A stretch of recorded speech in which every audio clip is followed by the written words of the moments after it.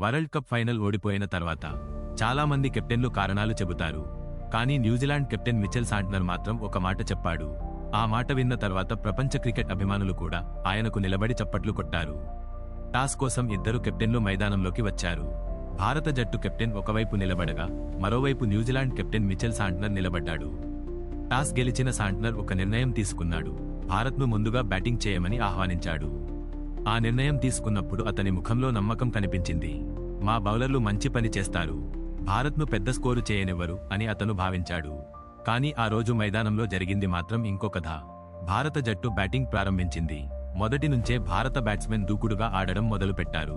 బౌండరీలు, సిక్సర్లు, స్టేడియం మొత్తం గర్జిస్తోంది. ముఖ్యంగా సంజూ సామ్సన్ బ్యాట్ ఆ రోజు ఒక ప్రత్యేకమైన కథ రాసింది. అతను క్రీజ్లోకి వచ్చిన తర్వాత మ్యాచ్ టెంపో పూర్తిగా మారిపోయింది. న్యూజిలాండ్ బౌలర్లు ఎంత ప్రయత్నించినా అతన్ని ఆపలేకపోయారు. ఒక్కో షాట్ ప్రేక్షకులను లేచి నిలబడేలా చేసింది.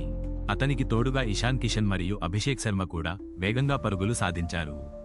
ఓవర్లు గడిచే కొద్దీ స్కోర్ బోర్డ్ వేగంగా పెరిగింది. స్టేడియంలో కూర్చున్న న్యూజిలాండ్ అభిమానులు ఒక్కసారిగా నిశ్శబ్దంగా మారిపోయారు. ఎందుకంటే భారత్ స్కోరు 200 దాటింది. ఇంకా ఓవర్లు మిగిలి ఉన్నాయి. చివరకు 20 ఓవర్లు ముగిసేసరికి భారత్ 255 పరుగులు చేసింది. ఇది వరల్డ్ కప్ ఫైనల్లో ఒక భారీ స్కోరు. అప్పుడు న్యూజిలాండ్ ముందున్న లక్ష్యం 256 పరుగులు. మ్యాచ్ గెలవాలంటే మొదటి నుంచే దూకుడుగా ఆడాల్సిందే. కానీ భారత బౌలర్లు ఆ అవకాశాన్ని ఇవ్వలేదు. ముఖ్యంగా జస్ప్రీత్ బుమ్రా బౌలింగ్ ప్రారంభించిన క్షణం నుంచి మ్యాచ్ పూర్తిగా మారిపోయింది. అతని బంతులు వేగంగా, ఖచ్చితంగా బ్యాట్స్మన్లకు అర్థం కాకుండా వచ్చాయి. ఒక్కో వికెట్ పడుతున్నప్పుడు స్టేడియం గర్జించింది. న్యూజిలాండ్ బ్యాటింగ్ క్రమంగా నేలకూలింది. ఒకవైపు పరుగులు రావడం లేదు, మరోవైపు వికెట్లు పడుతున్నాయి. చివరకు కివీస్ జట్టు 159 పరుగులకే ఆలౌట్ అయింది. ఆ క్షణం స్టేడియం మొత్తం ఒకేసారి గర్జించింది. Bharat world champion! ఆటగాళ్లు ఆనందంతో మైదానంలో పరుగులు తీస్తున్నారు. అభిమానులు సంబరాల్లో మునిగిపోయారు. మరోసారి ప్రపంచకప్ భారత్ చేతుల్లోకి వచ్చింది. కానీ ఈ కథలో ఇంకో ముఖ్యమైన క్షణం ఉంది. మ్యాచ్ ముగిసిన తర్వాత New Zealand captain Mitchell Santner media ముందు వచ్చాడు. ఓటమి తర్వాత చాలా మంది కెప్టెన్లు వివిధ కారణాలు చెబుతారు. కానీ శాంట్నర్ మాత్రం చాలా నిజాయితీగా మాట్లాడాడు. ఈ రోజు భారత్ మమ్మల్ని పూర్తిగా మించిపోయింది అని అతను స్పష్టంగా అంగీకరించాడు. అతను మరింతగా మాట్లాడుతూ, మా ఆటగాళ్లపై నాకు గర్వంగా ఉంది.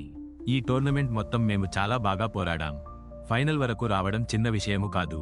కానీ ఈ రోజు భారత్ అన్ని విభాగాల్లో గొప్పగా ఆడింది అని చెప్పాడు. ఆ మాటలు వినగానే చాలామంది అభిమానులు కూడా శాంట్నర్ను గౌరవంగా చూశారు. ఎందుకంటే ఓటమిలో కూడా నిజం చెప్పడం, అదే నిజమైన స్పోర్ట్స్మాన్ స్పిరిట్. శాంట్నర్ మరో ముఖ్యమైన విషయము కూడా చెప్పాడు. మా మ్యాచ్ అసలు పవర్ ప్లేలోనే పోయింది. భారత్ మొదటి 6 ఓవర్లలోనే మొత్తం టెంపో మార్చేసింది. అక్కడే మేము ఒత్తిడిలో పడిపోయాం అని అన్నాడు. అతని మాటల్లో బాధ ఉంది, కానీ అదే సమయంలో ప్రత్యర్థి జట్టుపై గౌరవం కూడా ఉంది. ఆ రోజు ప్రపంచం ఒక గొప్ప క్రికెట్ చూసింది. భారత్ అద్భుతంగా ఆడి వరల్డ్ కప్ గెలిచింది. కానీ న్యూజిలాండ్ కూడా తన పోరాటంతో అభిమానుల గౌరవాన్ని సంపాదించింది. ముఖ్యంగా శాంట్నర్ చెప్పిన ఆ మాటలు ఈ మ్యాచ్ను మరింత ప్రత్యేకంగా మార్చాయి. క్రికెట్లో విజయం ఒక జట్టుకు వస్తుంది, కానీ గౌరవం మాత్రం పోరాడిన ప్రతి జట్టుకు వస్తుంది. 2026 వరల్డ్ కప్ ఫైనల్ కూడా అలా అంటిదే. ఒకవైపు భారత జట్టు విజయం, మరోవైపు న్యూజిలాండ్ జట్టు పోరాటం. ఈ రెండూ కలిసి క్రికెట్ చరిత్రలో ఒక గొప్ప కథగా నిలిచిపోయాయి. అందుకే ఇప్పుడు ప్రపంచ క్రికెట్ అభిమానులు ఒకే మాట చెబుతున్నారు: ఆ రోజు భారత్ ట్రోఫీ గెలిచింది, కానీ క్రికెట్ మాత్రం మరోసారి గెలిచింది. ఎందుకంటే మైదానంలో కేవలం మ్యాచ్ మాత్రమే జరగలేదు, ఒక స్పోర్ట్స్మాన్ స్పిరిట్ కూడా ప్రపంచానికి కనిపించింది. మరియు ఆ కథలో ఒక ప్రత్యేకమైన పేరు ఎప్పటికీ గుర్తుండిపోతుంది. అదే మిచెల్ శాంట్నర్. అవును, నిజమే కదా? మీరేమనుకుంటున్నారో కామెంట్ చేయండి. ఇలాంటి అనేక ఇంట్రెస్టింగ్ టాపిక్స్ కోసం మా ఛానల్ని వెంటనే లైక్, షేర్ మరియు సబ్స్క్రైబ్ చేయండి.